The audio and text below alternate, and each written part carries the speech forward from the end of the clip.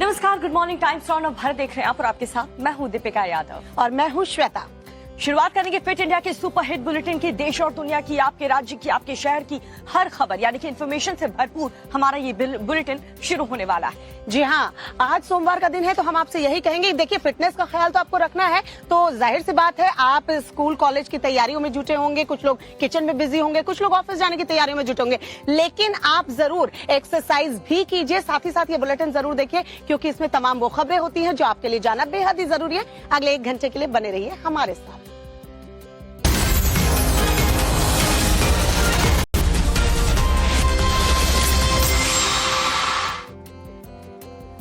और चलिए बुलेटिन की शुरुआत करते हैं इस वक्त की बड़ी खबर से। सीमा हैदर को लेकर इस वक्त की बड़ी खबर मिल रही है। जी हाँ, यूपी एटीएस जो है वो सीमा हैदर को लेकर जांच जो है वो शुरू करने वाली है। खबर मिल रही है कि पाकिस्तान से दुबई और फिर भारत वाया नेपाल के नेटवर्क की जानकारी जो है वो यूपी एटीएस से जुटाएगी। पूरी यात्रा के दौरान सीमा ने जिन मोबाइल नंबरों का इस्तेमाल किया था उसकी जांच पड़ताल भी की जाएगी।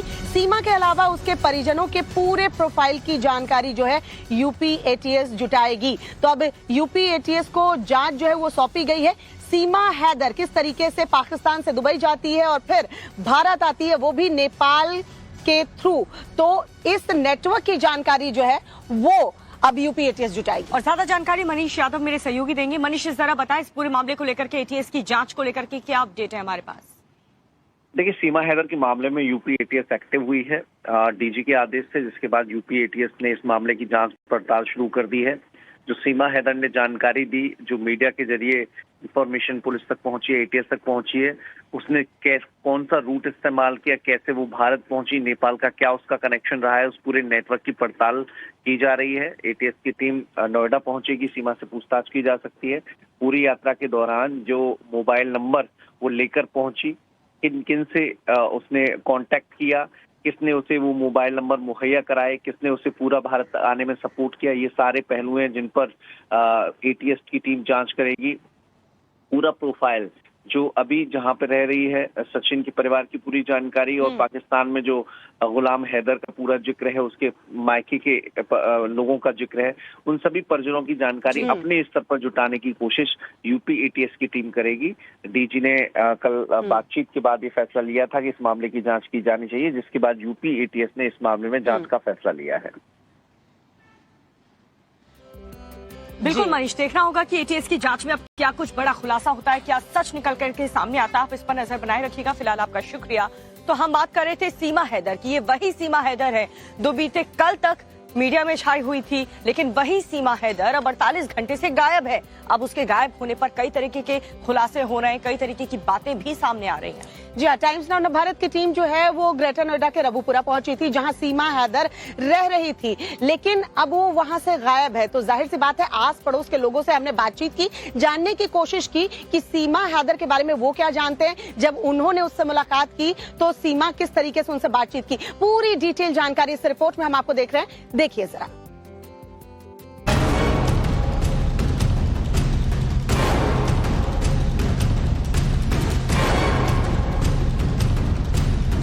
पाकिस्तान छोड़कर भारत आई सीमा हैदर पिछले कई दिनों से भारत और पाकिस्तान में सुर्खियों में बनी हुई हैं।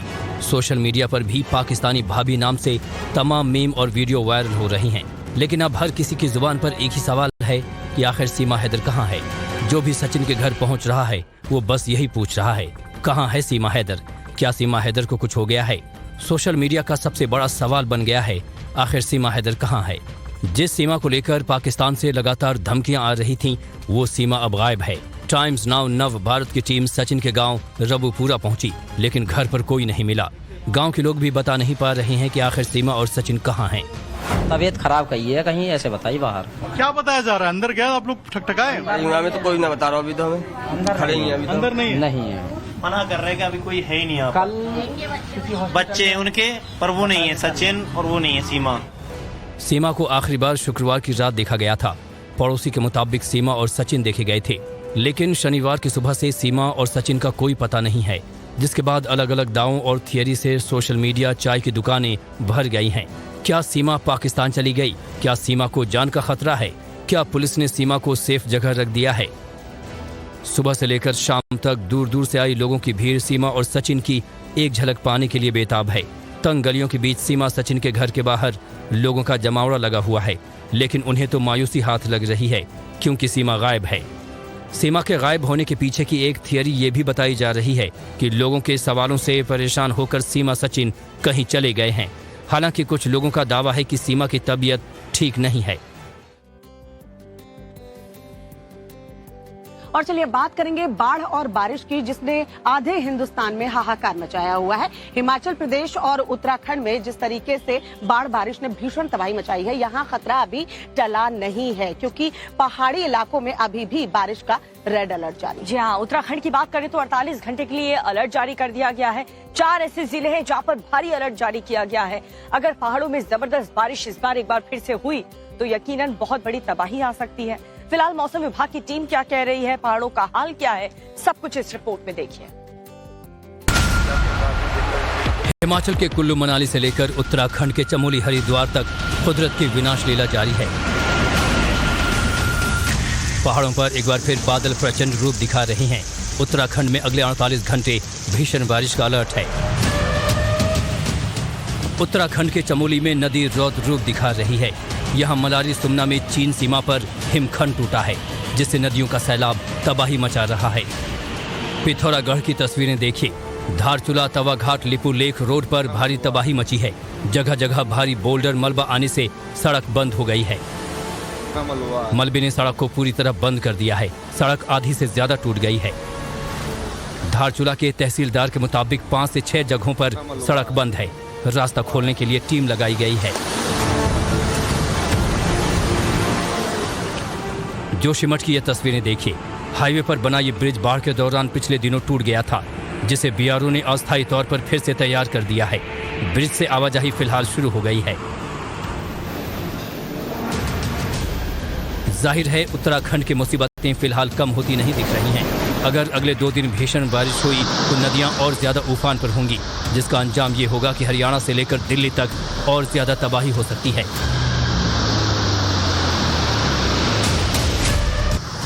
अगर पहाड़ों पर भारी बारिश हुई तो मैदानी इलाकों का जलमग्न होना तय है।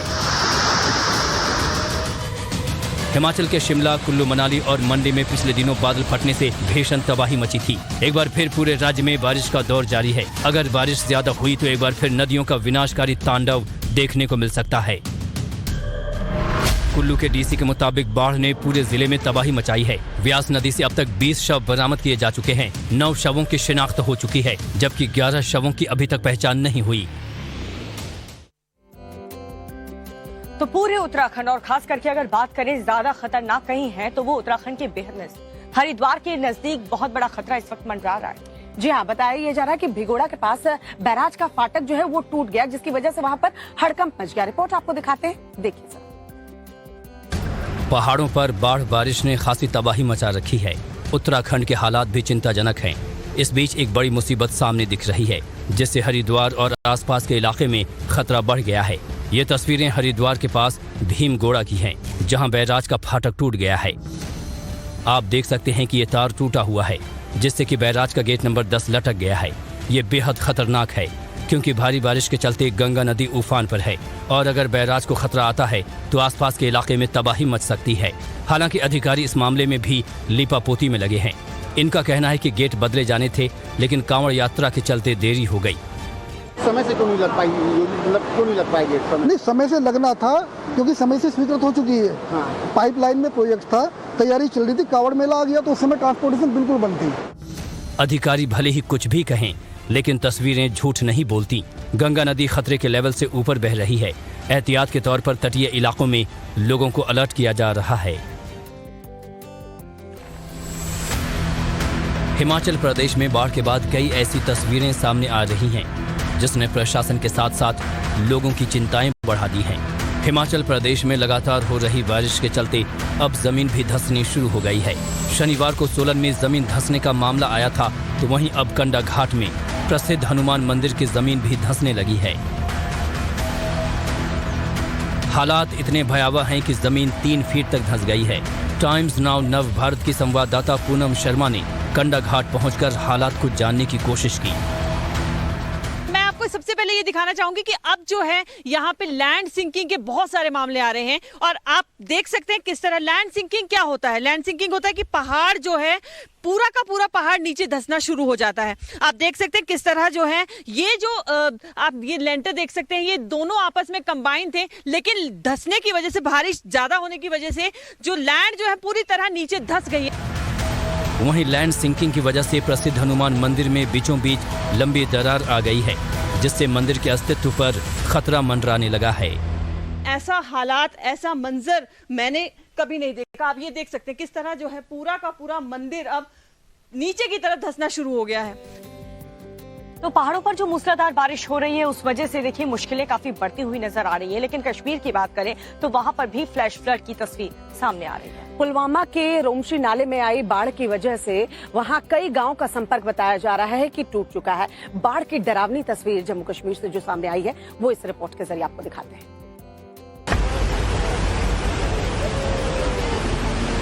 परेशान रोती हुई महिला और तस्वीरों में नजर आ रहा बाढ़ का सितम। पानी की रफ्तार इतनी ज्यादा है कि सब कुछ उसमें समा जाए, लोग सहमे हुए हैं। हिमाचल प्रदेश के बाद कश्मीर में भी बाढ़ ने अपना विकराल रूप दिखाना शुरू कर दिया है।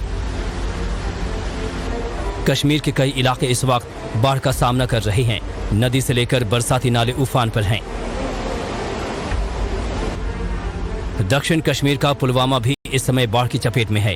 पुलवामा के रोमशी नाला में अचानक आई बाढ़ ने लोगों की मुसीबतें बढ़ा दी हैं। बाढ़ का पानी रिहायशी इलाके में दाखिल हो गया है।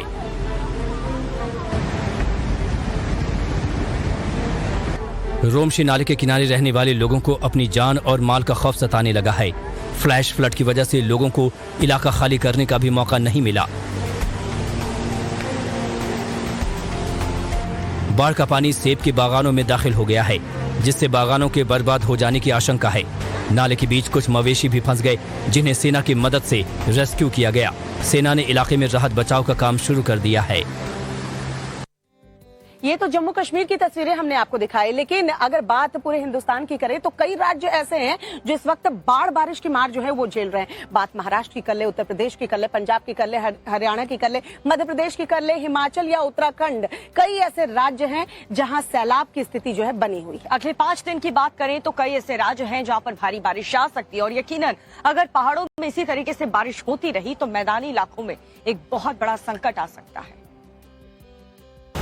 हरियाणा पंजाब में अभी भी बाढ़ का कहर जारी है। हालांकि अब पानी कम हुआ है, लेकिन लोगों की मुसीबतें कम नहीं हो रही। पंजाब के 14 और हरियाणा के 13 जिले बारिश से प्रभावित हुए हैं। दोनों राज्यों में बारिश बाढ़ से जुड़े हादसों में 55 लोगों की जान चली गई है। सरकारी आंकड़ों के मुताबिक पंजाब में 29 और हरियाणा में 26 लोगों की मौत हुई है। पंजाब में 25,000 से ज्यादा लोगों को सुरक्षित स्थानों पर शिफ्ट किया गया है, जबकि हरियाणा में 5,300 लोगों का रेस्क्यू किया गया है। हरियाणा के रेवाड़ी में पानी घरों में घुस गया है। गली मोहल्ले पानी में डूबे नजर आ रहे हैं। बारिश और बाढ़ के पानी में सड़कें समंदर में तब्दील हो गई हैं। गाड़ियां पानी में डूब गई हैं। हर तरफ सैलाब की मार दिखाई दे रही है। यूपी, एमपी और महाराष्ट्र में बाढ़ बारिश का तांडव जारी है। एमपी के छतरपुर में जटाशंकर धाम पानी पानी हो गया है। जटाशंकर धाम को बुंदेलखंड का केदारनाथ कहा जाता है। यहाँ मूसलाधार बारिश हुई है। तस्वीरें देखिए, बारिश का पानी प्राचीन मंदिर के अंदर भर गया है। महाराष्ट्र के चंद्रपुर की तस्वीरें देखिए, यहाँ नागभीर नागपुर मार्ग पर बना ब्रिज बाढ़ में डूब गया है। पानी ब्रिज के ऊपर ओवरफ्लो हो रहा है, जिससे ट्रैफिक ठप हो गया है। चंद्रपुर जिले के कुछ हिस्सों में भारी बारिश हुई है, जिसके चलते नदियां और नहरें उफान पर हैं। ब्रिज डूबने से लोगों को खासी दिक्कतों का सामना करना पड़ रहा है। ब्रिज के आसपास दूर दूर तक पानी ही पानी दिखाई दे रहा है। पूरा इलाका जलमग्न हो गया है। पहाड़ों पर जारी बारिश के चलते गंगा नदी उफान पर है, जिससे यूपी में नदी के किनारे बसे शहरों में बाढ़ का खतरा मंडराने लगा है। कानपुर और इलाहाबाद की तस्वीरें देखिए, दोनों शहरों में गंगा का विकराल रूप दिख रहा है। नदी के किनारे बाढ़ का पानी उफान मार रहा है। कानपुर में सभी घाटों पर पुलिसकर्मियों की तैनाती की गई है। इलाहाबाद में गंगा प्रचंड रूप दिखा रही है। पश्चिमी यूपी में सहारनपुर और मेरठ में भी बाढ़ ने विकराल रूप दिखाया है। कई जगहों पर रिहायशी इलाकों में बाढ़ का पानी जमा है। अगले 5 दिन कई राज्यों में बारिश का अलर्ट है।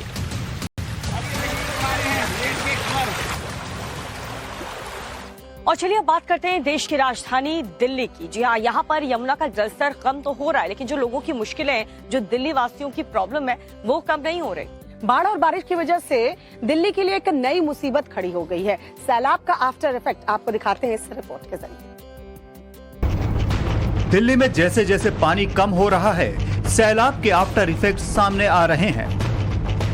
दिल्ली के आउटर रिंग रोड से वजीराबाद विलेज को कनेक्ट करने वाले पुल में बड़ी दरार आ गई है। इसकी वजह से ट्रैफिक की आवाजाही बंद कर दी गई है। लोगों को अब घूमकर दूसरी तरफ से जाना पड़ रहा है, लिहाजा लोगों को परेशानियों का सामना करना पड़ रहा है। पुल के नीचे से नाला बहता है, जो कि बारिश और बाढ़ के पानी के चलते उफान पर है। आसपास के इलाके पानी में डूबे हुए हैं। पुल में दरार आने की खबर ने प्रशासन की चिंता बढ़ा दी है। पिछले दिनों हुई बरसात और बाढ़ के चलते नाले के पास कटाव हुआ है और पुल झुक गया है। कई जगहों पर दरारें आ गई हैं। यमुना नदी के आसपास के इलाकों में पानी भरा होने के चलते सभी सरकारी और निजी स्कूल आज और कल बंद रहेंगे। हालांकि दिल्ली के लिए राहत की खबर यह है कि यमुना का कहर अब शांत होता नजर आ रहा है। प्रशासन हालात को सामान्य करने में जुटा हुआ है। पंप के जरिए पानी निकाला जा रहा है। अगले 1-2 दिन में हालात सामान्य होने की उम्मीद जताई जा रही है। और हमारे सहयोगी प्रेरित इस वक्त हमारे साथ जुड़ रहे हैं। किस तरीके से दिल्ली में इस वक्त हालात हैं, प्रेरित से जानते हैं। प्रेरित, जरा बताइए कि यमुना का जलस्तर तो कम हुआ है, लेकिन इस वक्त भी दिल्ली के लिए नई मुसीबत खड़ी है। सैलाब का आफ्टर इफेक्ट क्या क्या देखने को मिल रहा है? अब बिल्कुल देखिए कि यमुना का जलस्तर भले ही कम हुआ हो, लेकिन उसके आफ्टर इफेक्ट जो है वो कई मायनों में लोगों को उसका संकट का सामना करना पड़ेगा। चाहे वो जिस तरीके से लोगों के घरों में पानी घुसा है, लोगों के घरों में दरार आए हैं, उसके अलावा जैसे कि हमने रिपोर्ट में देखा किस तरीके से वजीराबाद को कनेक्ट करने वाले पुल में दरार आई है। उसके अलावा तमाम अलग अलग हिस्से हैं, जिस तरह से कई सड़क ऐसी जो भी चालू नहीं हुई, जैसे लाल किला के पीछे की जो सड़क है, जो ISBT को जोड़ता है, निगम बोध घाट के पास के सड़क है। तो देखिए ये तो कनेक्टिविटी को लेकर के कि दिल्ली की ट्रैफिक को किस तरीके से लोगों को सामना करना पड़ेगा। लेकिन उसके बाद दूसरा जो आफ्टर इफेक्ट जो सबसे बड़ी चुनौती होगी लोगों के लिए, वो होगी कि लोगों के स्वास्थ्य को लेकर के, क्योंकि जब ये पूरा पानी जब यहाँ से साफ होगा, उसके बाद जो उसकी जो स्थिति होनी है, लोगों में तमाम तरह की डेंगू चिकनगुनिया के लोगों को बीमारियां फैलेंगी। उसके अलावा सांस संबंधित भी बीमारियां होगी। जो मरे हुए मवेशी हैं, जो मरे हुए पशु हैं, जो पानी में तैर रहे थे, वो उनके जो शव पड़े हुए हैं, उससे जो निकलने वाला जो रसायन है, वो कहीं ना कहीं लोगों के हेल्थ को इफेक्ट करेगा। लोगों की जो मुश्किल है, जो दिल्ली वासियों की मुश्किल है, वो कई इलाकों में अभी भी वैसी ही बरकरार है। प्रेरित, नजर बनाए रखिएगा, अपडेट आपसे लेते रहेंगे। फिलहाल जम्मू कश्मीर से एक बहुत बड़ी खबर आ रही है। जी हाँ, जम्मू कश्मीर से बड़ी खबर आपको बता दें, यहाँ पर पाकिस्तान परस्त 3 सरकारी कर्मचारी बताए जा रहे हैं जिन्हें बर्खास्त किया गया है। ISI से मिलकर देश विरोधी साजिश ये 3 सरकारी कर्मचारी जो हैं वो रच रहे थे। इनकी संलिप्तता पाई गई है और इन्हें बर्खास्त किया गया है। एंटी इंडिया साजिश रचने वाले कर्मचारियों पर दरअसल एक्शन लिया गया है। आतंकियों की फंडिंग और मदद करने का इन पर आरोप है। कश्मीर यूनिवर्सिटी के PRO फहीम असलम पर भी एक्शन लिया गया है। और चलिए बढ़ते हैं अगली खबर की ओर। बात दिल्ली की हो रही थी। दिल्ली में बाढ़ बारिश ने किस तरीके से तबाही मचाई, वो तस्वीरें भी टाइम्स नाउ नवभारत ने आपको दिखाई थी। लेकिन सवाल अब ये हो रहा है कि यहाँ जब सियासत होने लगी कि किस तरीके से दिल्ली को डुबोया किसने, क्या ये लापरवाही थी? यमुना का जलस्तर आखिर बढ़ा कैसे? क्योंकि आरोप तो यहाँ तक लगाए गए थे रिबका के हथनी कुंड बैराज से पानी जानबूझकर दिल्ली की तरफ छोड़ा गया। लेकिन हकीकत क्या है? अरविंद केजरीवाल की कितनी तैयारी थी इस बाढ़ बारिश को लेकर के? दिल्ली में जो मुसीबत आई उससे निपटने को लेकर के कितनी वो तैयार थे? इसको लेकर के सच्चाई अब सामने आ चुकी है, आपको भी देखना चाहिए। दिल्ली को यमुना की बाढ़ ने डुबोया या फिर राजनीतिक षड्यंत्र ने? यमुना का जलस्तर कम हो रहा है, बाढ़ प्रभावित इलाकों से पानी निकाला जा रहा है, लेकिन सियासत का सैलाब कम नहीं हो रहा। आरोप प्रत्यारोप की राजनीति उफान पर है। दिल्ली सरकार के मंत्री LG और हरियाणा सरकार पर आरोप लगा रहे हैं, जबकि हरियाणा के CM खट्टर ने केजरीवाल के मंत्रियों के झूठ का पूरा कच्चा चिट्ठा खोल दिया है। 5 दिन से एक बूंद पानी नहीं गिरा था, लेकिन दिल्ली की सड़कें, दिल्ली में कॉलोनियां पानी से भरी पड़ी थी। हजारों लोग रिलीफ कैंप्स में रह रहे हैं, रिश्तेदारों को घर के घर रह रहे हैं, उनको अपने घर और अपना सामान छोड़ के जाना पड़ा। तो इसका जवाब तो भारतीय जनता पार्टी को देना पड़ेगा। हथनी कुंड से पानी छोड़ दिया और उसमें जो फोटो दिखाए जा रहे हैं, मुझे लगता है कि एक अनपढ़ और गंवार व्यक्ति का जो ज्ञान होता है, अगर उसमें कोई PhD चालू कर दी जाए ना, तो इनको जरूर PhD मिल जाए। नियम है, और ये आज से नहीं है, जब से ये पानी के प्रवाह बने हैं, खास करके नहरों का जाल और ये डैम और बैराज बने हैं, तब से ये नियम है कि हर एक बैराज की एक कैपेसिटी होती है कि उस कैपेसिटी से नीचे पानी डाइवर्ट किया जाता है। केजरीवाल के मंत्री आरोप लगा रहे हैं कि दिल्ली को साजिशन डुबोया गया, लेकिन हरियाणा के सीएम ने उनके सफेद झूठ को बेनकाब कर दिया। मनोहर लाल खट्टर ने ट्वीट किया कि गर्मियों में दिल्ली की पानी की समस्या दूर करने के लिए हमने अपने हिस्से का पानी भी उनको दिया था, और आज आपदा आई तो वो राजनीति करने लगी। तो पहाड़ों से लेकर के मैदानी इलाकों तक तो बाढ़ बारिश का कहर देखने को मिल रहा है, लेकिन ओडिशा की अगर बात करें तो वहां पर भी मूसलाधार बारिश ने आफत बढ़ा दी है। ओडिशा के जगत सिंहपुर से सैलाब की तस्वीर सामने आई है, जो बेहद ही डरावनी है, क्योंकि यहाँ सब कुछ डूबा डूबा सा नजर आ रहा है। बाढ़ बारिश से तबाही की ये तस्वीर जरा आप भी देखिए। ओडिशा में भी मौसम की मार लोगों को बेहाल कर रही है। मूसलाधार बारिश के चलते जगत सिंहपुर के ज्यादातर इलाके पानी में डूब गए हैं। सड़कें समंदर में तब्दील हो गई हैं और लोगों के घरों में पानी घुस गया है। खेतों में फसलें बर्बाद हो गई हैं। जहां तक नजर जा रही है, सिर्फ और सिर्फ सैलाब का कहर देखने को मिल रहा है। सड़कों पर पानी भरे होने की वजह से वाहनों को आने जाने में खासी दिक्कतों का सामना करना पड़ रहा है। खेत खलिहान, गली मोहल्ले, घर बाजार सब पानी पानी नजर आ रहे हैं। आसमान से ऐसी आफत बरसी है कि स्थानीय लोगों का जीना मुहाल हो रखा है। स्कूल कॉलेज बंद हैं। रोजमर्रा के काम करने में लोगों को खासी मुश्किल हो रही है। लगातार हो रही बारिश के चलते नदियां ओवरफ्लो हो रही हैं, जिसके चलते पानी रिहायशी इलाकों में मार कर रहा है। सड़कें दरिया में तब्दील हो गई हैं। नहर के तटबंध में 2 बार दरार आने से उड़ीसा के जगत सिंहपुर जिले के कई इलाकों में बाढ़ आ गई है। जगत सिंहपुर क्षेत्र में डिलाई घई के पास 15 फीट और तारीकुंड में 20 फीट लंबी दरार का पता चला है। तो बाढ़ बारिश की जो तस्वीरें सामने आ रही हैं वो वाकई में डराने वाली हैं, चिंताजनक है, क्योंकि आधे हिंदुस्तान में कह सकते हैं कि बाढ़ बारिश ने तबाही मचा रखी है। और दीपिका, अगर हम देखें, कई राज्य ऐसे हैं जो इस वक्त कह सकते हैं कि मॉनसून है, लेकिन उसके बाद भी बाढ़ बारिश का कहर जो है वो झेल पा रहे हैं। बिल्कुल, और यही सब चलता रहा तो बहुत बड़ा संकट आ सकता है। मौसम विभाग की अपडेट आपको बताएंगे। फिलहाल मध्य प्रदेश से एक बड़ी खबर आ रही है, रायसेन से बड़ी खबर, जहाँ पर महादेव पानी टूरिस्ट स्पॉट पर हादसा हुआ। पानी की तेज बहाव में कई लोग फंस गए हैं, ये बड़ी खबर आपको बता रहे हैं, जहाँ पर वाटरफॉल में अचानक से पानी बढ़ गया और वहां पर जितने भी लोग मौजूद थे वो वहां पर फंसे के फंसे रह गए। तो मध्य प्रदेश से ये बड़ी खबर हम आपको बता रहे हैं। देखिए किस तरीके से लोग जो हैं वो घूमने के लिए पर्यटन स्थल पर जा रहे हैं, लेकिन बाढ़ बारिश का कहर किस तरीके से देखने को मिलता है कि टूरिस्ट जो है वो उस स्पॉट पर फंस जा रहे हैं। हालांकि लगातार रेस्क्यू टीम ऐसे लोगों को निकाल जरूर रही है, लेकिन सरकार भी चेतावनी जारी कर रही है दीपिका यहाँ पर कि लोग जो टूरिस्ट स्पॉट पर घूमने के लिए जा रहे हैं वो खास ख्याल रखें, क्योंकि जब भी इस तरह से नदी नाले के करीब आप होते हैं और अचानक से पानी का जलस्तर बढ़ता है तो आपकी जान को भी खतरा है। हालांकि यहाँ भी रेस्क्यू टीम ने काम किया है। लगातार जो है इस तरह की घटनाओं पर रेस्क्यू टीम की नजर होती है और रेस्क्यू टीम फौरन जैसे सूचना मिलती है वहां पर पहुंचती है।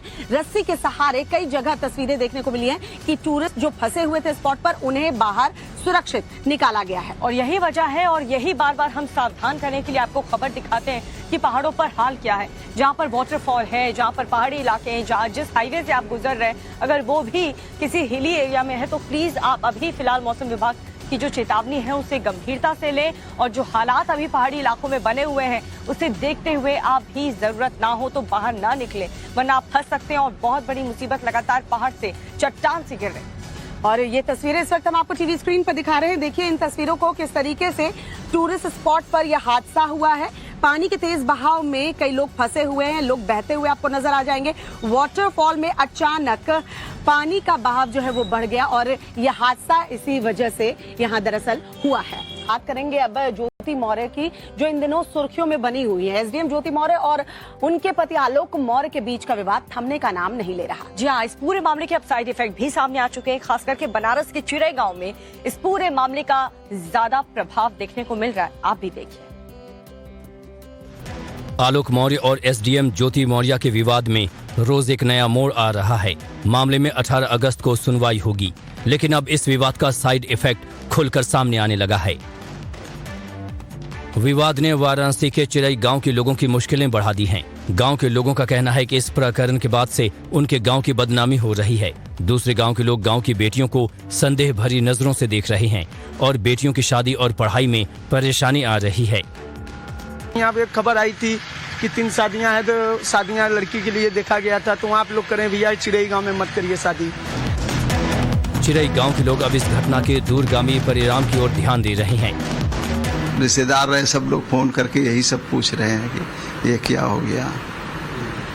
छोटी सी गलतियां बहुत बड़ा नुकसान करती है कभी कभी आदमी को। लोग इस बात को लेकर खुलकर कहने लगे हैं कि इस मामले के बाद लड़कियों की पढ़ाई में दिक्कत आ रही है।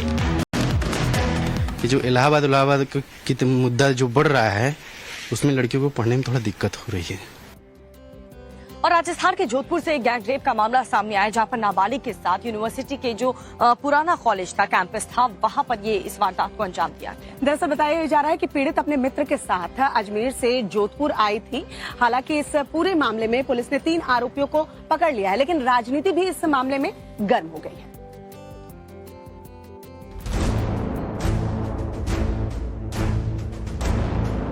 पुलिस की गिरफ्त में मौजूद इन तीनों पर बेहद घिनौना काम करने का आरोप है। इन पर नाबालिग से गैंग रेप का आरोप है। घटना राजस्थान के जोधपुर की है। खबरों के मुताबिक पीड़ित अपने मित्र के साथ अजमेर से जोधपुर आई थी। शनिवार रात बस स्टैंड के पास उन्हें होटल नहीं मिला तो तीनों आरोपियों ने मददगार बनने का ड्रामा किया। फिर जोधपुर के जय नारायण व्यास यूनिवर्सिटी के ओल्ड कैंपस ले गए। कैंपस के हॉकी ग्राउंड में गैंग रेप किया। पीड़ित के मित्र को बंधक बनाकर इस वारदात को अंजाम दिया गया।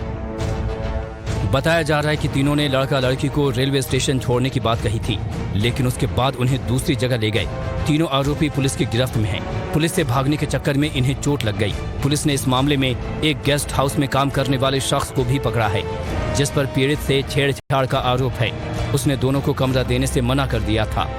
वहाँ पर वो भागने लगे और बड़ी मुश्किल से हमने उनको गिरफ्तार किया। इस दौरान गिरने से उनके तीनों के पैर टूट गए और उसके पश्चात अब उनको हॉस्पिटल में उनका प्राथमिक इलाज करके अब उनकी गिरफ्तारी की जो प्रोसेस है वो जारी है। इस घटना के बाद राजस्थान में राजनीति गर्मा गई है। समस्या ये है कि राजस्थान की सरकार के पास पूर्णकालिक गृह मंत्री नहीं और जिम्मेवार कोई है तो अशोक गहलोत हैं, लेकिन कांग्रेस का आलाकमान क्यों संज्ञान नहीं लेता। ये जो प्रियंका गांधी कहती है लड़ सकती हूँ, अब क्यों नहीं लड़ती। ये कहा जा रहा है कि आरोपी छात्र संगठन ABVP से जुड़े हैं। राज्य के सीएम अशोक गहलोत ने एक ट्वीट करके बीजेपी पर निशाना साधा है। जोधपुर और मध्य प्रदेश के दतिया में रेप की घटनाओं में भाजपा और उनके संगठनों से संबद्ध लोगों की सहभागिता की खबरें आ रही हैं। ऐसी घटनाओं से भाजपा का चाल चरित्र और चेहरा बेनकाब हो चुका है। इस घटना के बाद राजस्थान में छात्र संगठन भी आपस में भिड़ गए हैं। NSI के कार्यकर्ता प्रदेश भर में महाविद्यालयों में, विश्वविद्यालयों में विद्यार्थी परिषद की दूषित विचारधारा के खिलाफ राज्यपाल के नाम ज्ञापन सौंपेंगे। सरकार के द्वारा संगठन को बदनाम करने की कोशिश की जा रही है। इन विधानसभा चुनाव में, छात्र संघ चुनाव में फायदा लेने के लिए ये लोग साजिशें रच रहे हैं। बताया जा रहा है कि घटनास्थल पर जब लोग मॉर्निंग वॉक करने पहुंचे तो आरोपी भाग खड़े हुए। पीड़ितों ने अपनी आप बीती सुनाई तो पुलिस ने कार्रवाई शुरू की और ये दर्दनाक मामला सामने आया। और चलिए बात करेंगे सियासत की। आज से विपक्षी पार्टियां बेंगलुरु में जुटेंगी और एक बार फिर से तमाम विपक्षी पार्टियां ये कोशिश करेंगी कि विपक्षी एकता को वो दर्शा सके। जी 2024 लोकसभा चुनाव को देखते हुए ये जो मोर्चाबंदी है विपक्ष की बीजेपी के खिलाफ, ये काफी अहम बैठक मानी जा रही है और इसमें आम आदमी पार्टी भी शामिल है।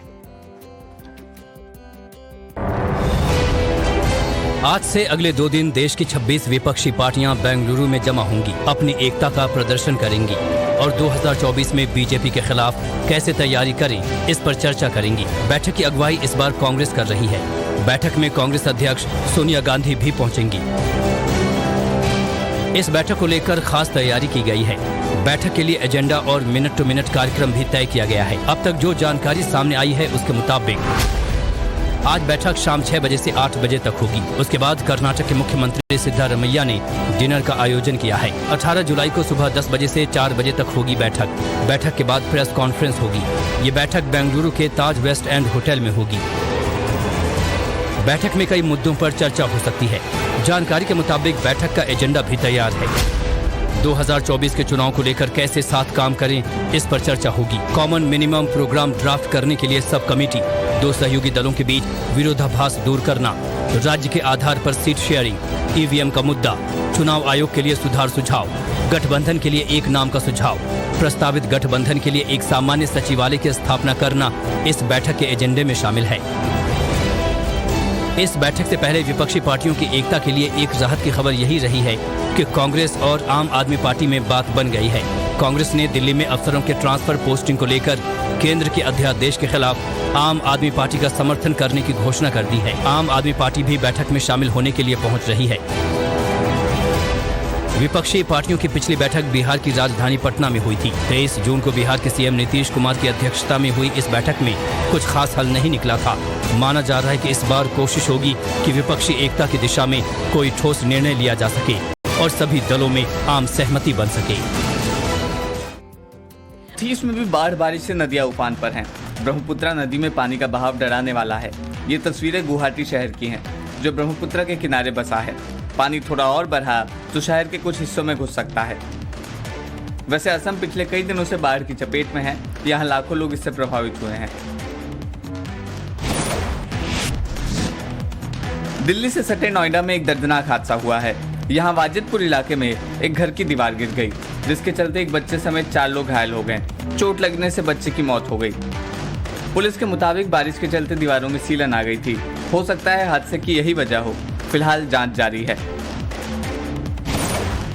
अयोध्या से हिमाचल प्रदेश गए कुल 11 लोग लापता हैं। इनमें 10 लोग एक ही परिवार के हैं, जबकि एक उनका रिश्तेदार है। परिवार के पड़ोसियों ने इस बारे में पुलिस को सूचना दी है। बताया जा रहा है कि 7 जुलाई को अब्दुल हमीद का परिवार कुल्लू मनाली गया था। 10 जुलाई तक वो संपर्क में था। उसके बाद मोबाइल स्विच ऑफ हो गया। तस्वीरें तमिलनाडु की है। यहाँ की सड़कों पर करीब 75,000 ट्रक रुके हुए हैं। माल से लदे इन ट्रकों को उत्तर भारत आना था, लेकिन बाढ़ और बारिश के चलते ये जहां थे उन्हें वहीं रोक दिया गया। ट्रक ड्राइवर और मालिक परेशान हैं, क्योंकि ज़्यादा दिन ऐसे ही खड़े रहें तो ट्रकों पर लदा सामान खराब हो सकता है और भारी नुकसान उठाना पड़ सकता है। छत्तीसगढ़ में भी बारिश और बाढ़ से हाल बेहाल है। बावजूद इसके जानबूझकर लोग जान जोखिम में डाल रहे हैं। ये तस्वीरें छत्तीसगढ़ के देवपहरी की है, जहां वाटरफॉल में नहाने के दौरान 4 लोग पानी के बीच फंस गए, जिसके बाद प्रशासन ने चारों का रेस्क्यू कर उन्हें सुरक्षित बाहर निकाला। प्रशासन ने लोगों से निचले इलाकों में ना जाने की अपील की है। और चलिए बात करेंगे उन वीडियोस की जिसकी हर तरफ चर्चा हो रही है। सोशल मीडिया पर ये वीडियोस खूब देखे जा रहे हैं। जी हाँ, 2 मिनट में आपको दिखाते हैं top trending viral videos.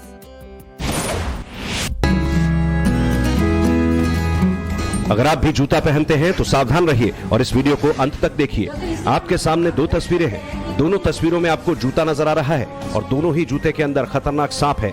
Rescuer ने दोनों सांप को बाहर निकाला। सोशल मीडिया पर वायरल इस वीडियो को देख हर कोई हैरान है। इसलिए जब भी जूते पहने तो उसे अच्छे से झाड़ लें। क्या पता अंदर सांप या बिच्छू ना बैठा हो। एक युवक को सेल्फी लेना कैसे भारी पड़ गया, इस वीडियो को देखिए। युवक टेक ऑफ कर रहे हेलीकॉप्टर के पास सेल्फी लेने के लिए जाता है। तभी सुरक्षाकर्मी युवक को थप्पड़ मारकर वहां से भगा देते हैं।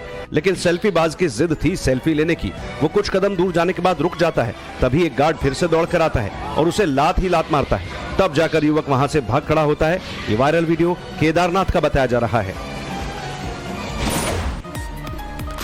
एक्टर प्रभास की फिल्म प्रोजेक्ट के को लेकर एक बड़ी खबर सामने आई है। जानकारी के मुताबिक फिल्म का नया पोस्टर जारी कर दिया गया है। खबरें हैं कि जल्द ही फिल्म का टीजर भी रिलीज कर दिया जाएगा। बता दें कि फिल्म प्रोजेक्ट के में प्रभास के अलावा अमिताभ बच्चन, कमल हासन, दीपिका पादुकोण और दिशा पाटनी भी नजर आने वाले हैं। इस खबर के आने के बाद फैंस कलाकारों की जमकर तारीफ कर रहे हैं।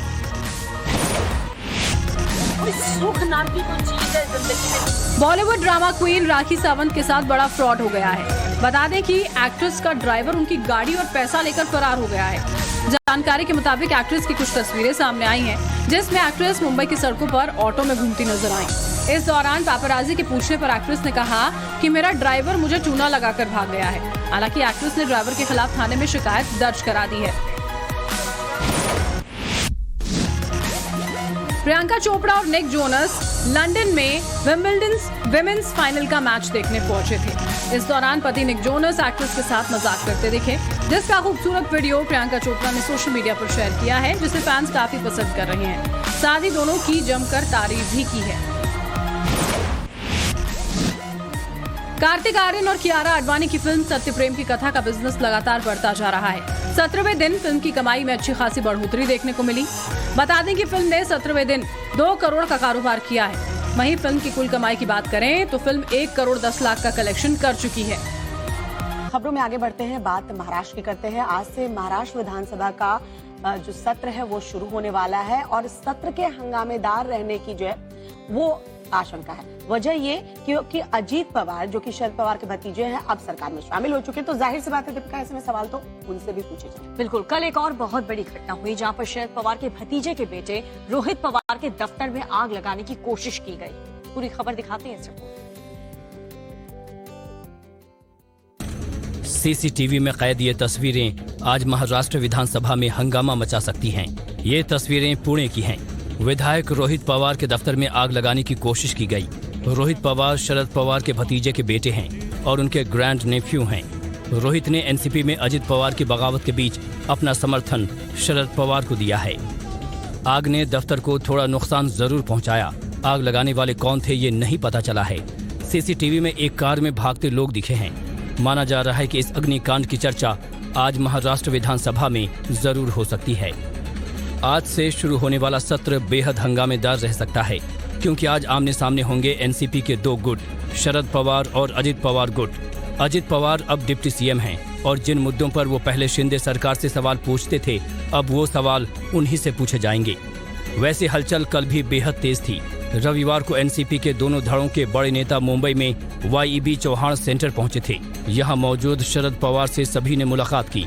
हालांकि शरद पवार की ओर से अभी कोई प्रतिक्रिया नहीं आई है। अब देखना यह है कि आज सदन के भीतर क्या होता है। और इसी के साथ आज के लिए फिट इंडिया के सुपर हिट बुलेटिन में इतना ही।